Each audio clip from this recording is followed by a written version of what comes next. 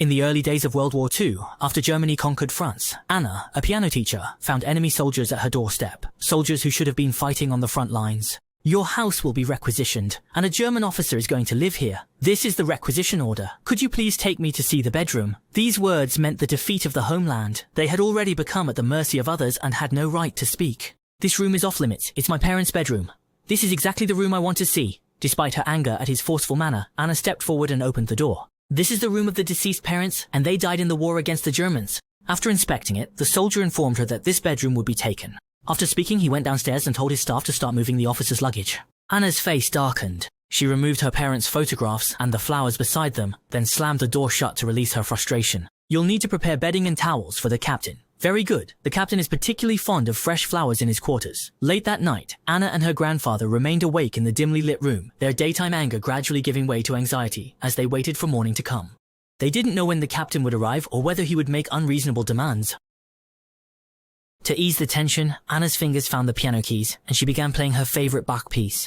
The beautiful flowing melody drifted through the air, causing the war-hardened footsteps outside to suddenly halt in their tracks. After a long while, he pushed the door open and quietly walked in. Upon seeing her lovely face beneath his composed exterior, something sparked to life. Noticing the tension and displeasure between the grandfather and grandson, the captain introduced himself and then apologized. I regret this situation. If I had a choice, I wouldn't have come here. I was ordered to stay in this place. As the victorious invader, their unexpected gentleness surprised me, but an enemy remains an enemy after all. Anna silently rose, leading him into the room. Without waiting for the captain to finish thanking her, she hastily slammed the door shut as she left. The next morning, while the grandfather and grandson were chatting happily, their faces turned cold when they saw the captain getting ready to leave for work. Though the captain noticed this, he still greeted them with a salute and a good morning. As a conqueror, his eyes held no pride or arrogance, only sadness and a glimmer of hope. He longed for the girl to respond just to hear her voice. But the slight bump of shoulders reminded them of the unbridgeable gap between them, a chasm of national hatred and family grievances. Even a soldier, hardened by years on the battlefield, could have thoughts as delicate as water. To minimize his intrusion on their lives, the captain always left early and returned late. He behaved more like an older brother than an invader. Besides his daily good morning and good night, he would also kindly remind. It seems like the weather is changing, the waves are very rough. He told Anna not to prepare food for him, as he could eat at the barracks, and she didn't need to leave the main door open. He could enter the room through the side door. After a brief pause, he was met with only icy silence, though this didn't anger him. He understood it was their way of preserving their last bit of dignity. Through the window, he gazed at the slightly melancholic figure, and a warmth surged into his heart. That Bach piece was also his favorite. Besides her daily teaching, Anna occasionally rode her bicycle to her cousin's farm to buy milk. After learning about the captain's situation, her cousin invited her to move in with him, but how could she not see through his intentions? She politely declined and hurried away. Every young woman harbors expectations about love, and Anna was no different. Yet she didn't realize that compared to passionate, fiery romance, a love as quiet as the sea could stir the soul even more deeply. Due to food shortages, Anna went into town for ration supplies. As she turned around, she happened to catch that handsome face nodding at her. Despite her usual coldness toward him, Anna felt her heart unexpectedly flutter. Before she could recover from her confusion, she discovered her bicycle had vanished. Walking home, Anna's feet became covered in blisters, but when she heard noises outside, the pain no longer mattered, as she hurried to the living room, as if rushing to a special rendezvous. The captain paused at the doorway, returning late. He suddenly realized that the captivating piano music hadn't been heard for quite some time. Entering the room, he hesitated before solemnly touching the brim of his hat and crossing that threshold for the first time. As always, the captain greeted her politely, mentioning that it was very cold outside. Seeing no sign of displeasure, he took a few more steps into the room. With sadness, he confessed his fondness for France and his deep hatred for the Franco-Prussian War, sharing that his father had died in the artillery fire.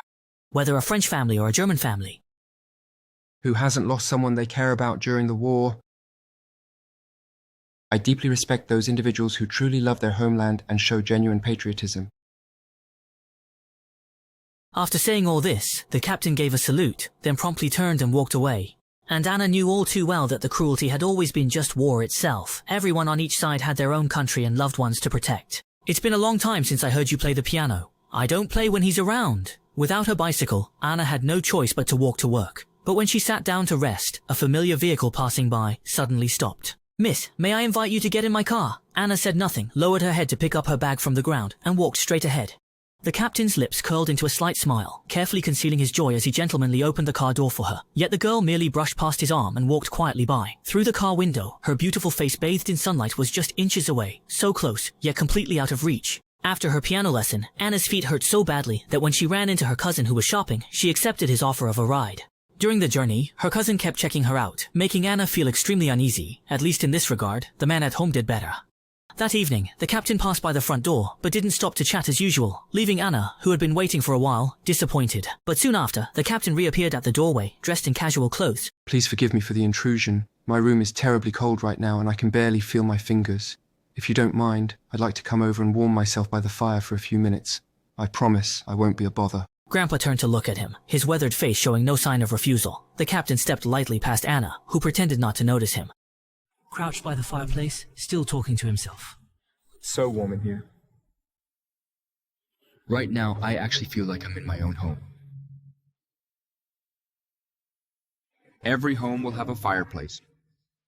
The man in the mirror seems lost in thought. This tough guy who's been fighting for years must miss home. The captain approaches the bookshelf, and under the young woman's gaze, no longer cold, he names each French author as if reciting beloved treasures. It's obvious he genuinely loves these works. When he reaches the piano, the respectful captain's face finally shows regret. I was once a musician, he reveals. But war has stained my hands with blood. He longs to play something, both for her and himself. Out of politeness and respect, he still said good night and hurriedly left. Such a long monologue is unbearable, and I didn't pay attention. I cannot offend someone, even if he is the enemy. We are the ones who are hurt, and we have no choice. Despite her stubbornness, Anna didn't realize that the enemy, who hurriedly carried the fallen boy into the neighbor's house, was quietly eroding her indifference with his fierce gentleness and character. She didn't know when it started, but she began to want to know more about him, and from the boy's mouth, she learned his name. His name is Werner. Anna can't read quietly in the living room anymore. She keeps glancing at the door, intentionally or not, as if waiting for something. And when the anticipated sound of the door opening comes, beneath the calm exterior lies barely contained excitement and joy. The captain steps into the room, still carrying his luggage and offering greetings. But unlike before, he no longer asks for the grandfather and granddaughter's permission. He naturally walks to the fireplace, as if at this moment he truly belongs here. The reason I like the sea is because of its tranquility. I'm not talking about the waves crashing on the shore, but something else entirely. There's a certain peace that washes over me when I'm there, a calmness that's hard to find anywhere else. That makes me very happy, in a way that's difficult. To see an elderly person with dignity and a silent young lady.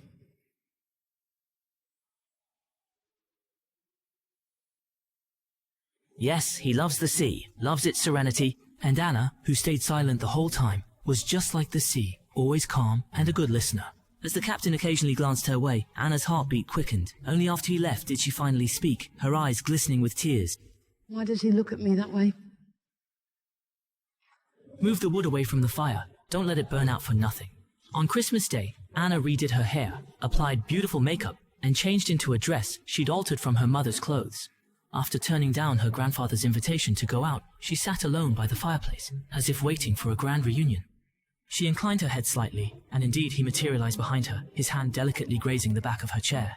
During this rare moment of solitude together, despite the multitude of sentiments she had suppressed within her heart, only a single utterance emerged. What a magnificent evening! He meticulously opened the piano lid, recalling their initial encounter when she had performed that composition by Bach. He played that Bach piece on the piano, which he had already mentioned to her was his absolute favorite.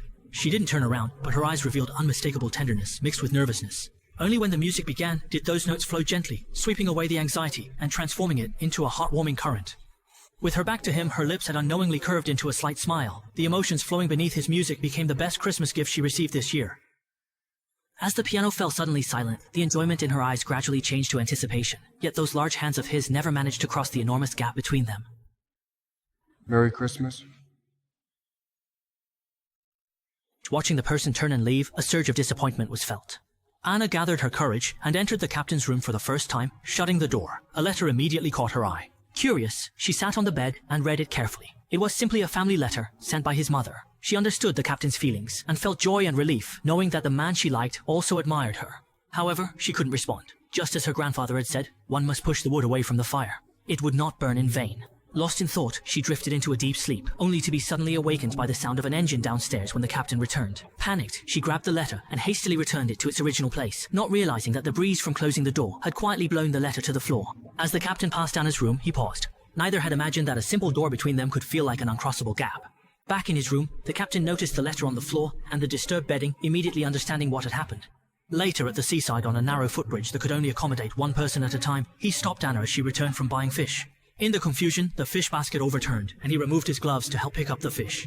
But her averted gaze and the way she deliberately avoided his hand made him realize that no matter how much two people cared for each other, they could never walk side by side on such a narrow bridge.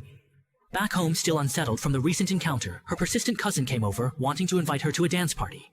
Anna, as usual, refused, but never expected the other party to become enraged and attempt to commit an illegal act. Hearing the commotion, the captain burst through the door. His eyes turned cold at the scene, something that had never happened before. The intimidated cousin had no choice but to leave. The captain walked past Anna without offering comfort. He had no right or position to do so, yet seeing the woman he loved being mistreated caused this typically composed man to waver for the first time. I need to talk to you about something important when you have a moment. The grandfather's arrival cut off the captain. Whether he was going to confess his feelings or offer comfort, maybe only Anna knew. Because two friends were coming to stay temporarily, the captain worried they might disturb Anna and her family, so he arranged for them to stay in the side house. Although they were comrades, their viewpoints were completely different. The captain valued peace and hoped to preserve enough dignity for the French people, rather than subjecting them to the victor's humiliation. This led to heated arguments among them. Anna and her grandfather heard it in the room, but struggled to share the burden. What should I do? Who can answer me? Seeing the captain looking so helpless and lost, Anna's face filled with sympathy. Her grandfather, for the first time, looked at the captain with respect, though he couldn't find words to comfort him. That night, Anna saw someone suspiciously planting a bomb under the captain's car. Fear and anxiety washed over her, and driven by instinctive concern, she rushed upstairs to the second floor. She made it to the captain's door but stood there, hesitating repeatedly. Ultimately unable to knock. On one side were her anti-Nazi compatriots fighting for their country, on the other, the man she loved, despite their differences. She couldn't choose between them. Tormented, Anna kept vigil by that window all night, watching and waiting until voices startled her awake. She quickly rose, her eyes desperately searching for the captain's silhouette. Her once bright eyes now filled with worry and inner conflict, while footsteps approaching from behind made her heart race with tension. She had to make a decision. So just as the captain was about to open the door and leave, the long-absent piano music suddenly filled the air. The notes came urgently, tight and rapid, only softening slightly when she caught that familiar figure in her peripheral vision. When the piece ended, Anna looked at the captain, words caught in her throat. In that moment of confusion, the German soldiers turned the ignition key. After a long while, the captain slowly turned his head. Upon seeing that calm face, he immediately understood everything. He rushed out of the room, but his comrade had already lost his life, separated by the raging fire. They looked into each other's eyes, feeling a growing distance between them. The Germans began rounding up French resistance fighters, and anyone suspicious, including Anna's neighbors, the boy's parents, who couldn't escape the crackdown. Yet Anna and her grandfather, who should have been most suspicious, somehow avoided capture. Anna wanted to plead for her neighbors, so in the chaotic crowd of protesters, the captain immediately spotted her familiar figure. He knew what she wanted, but could do nothing more. As patriots, they each had their own responsibilities and duties. That night, the captain carried his luggage down the stairs, standing at the doorway for a very long time, not knowing how to say goodbye. Just as he was about to leave silently, before the empty doorway hung a long silence, as if no one had heard the invitation. "Please come in, sir." When he reappeared, the captain's previously dejected eyes now shone with surprise and joy. He knew he had finally earned their acceptance. I'm leaving. He gazed into those eyes that no longer avoided his, telling her he was about to rush to the front lines, a hellish place of 40 below zero, a true scene of carnage. I'm heading out tonight. Good night to you all. Goodbye. Tears silently rolled down her cheeks. Anna knew this farewell was forever, and that deadly battlefield was likely the enormous price he would pay to save her and her grandfather. After all, how could someone who values peace ever want to join the brutal front lines? The intense reluctance felt like a fierce wind, suddenly stirring up turbulent waves on the calm sea. Anna rushed out of the room, her breathing becoming more rapid. She paused quietly in front of the car, and he got out again, standing beside her. Their eyes met, and all the love and tenderness they'd kept buried in their hearts finally burst forth like a breaking dam. Goodbye. The captain remained silent, facing this love story hijacked by war. All he could offer was a gentle smile to embrace the teary-eyed girl who had stirred his heart at first glance. She stood frozen as the car slowly pulled away, carrying her prayers, love and reluctance to let go, disappearing into the distance. War is brutal. It always manages to destroy beautiful things right before your eyes. Love or life, they both end up as fragile casualties in the end. Neither can escape their delicate nature. All we can really do is shoulder our responsibilities as we ride the wheels of our separate fates.